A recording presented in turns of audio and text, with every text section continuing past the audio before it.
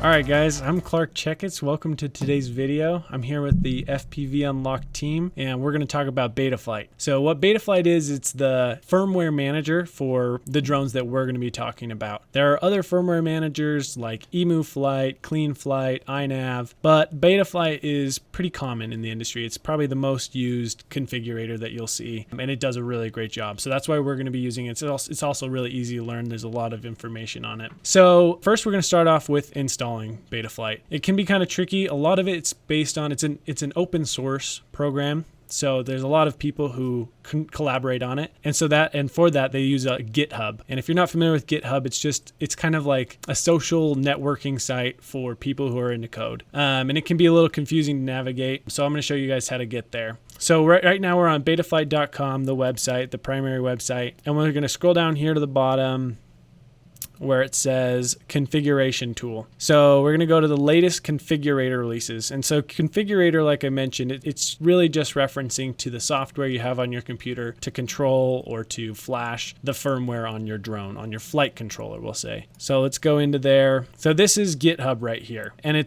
since we clicked on a link that says the latest configurator release, we're going to the latest version of it. So right now the latest version is 10.6. There's some information on here that goes into the details of what changed in the latest releases and everything. But all you need to do is come down here to these assets. And right here you'll see Betaflight configurator 10.6. You'll see that a couple different times. And the only difference at the end is the operating system. So Windows 32, Linux, Mac. There's also a Chrome extension that you can use if it's not working for you, but we're going to go ahead and use Windows for our purposes today since we're on a Windows computer. So we'll give that a second to download. It really shouldn't take too long. So it looks like that is finished downloading. So we'll go and open up the executable and start the installation process. This is pretty standard. If you've installed any software on your computer, it shouldn't look new. Now that's finished downloading. So let's go ahead and open it up. So this is what Betaflight will look like the first time you open it up.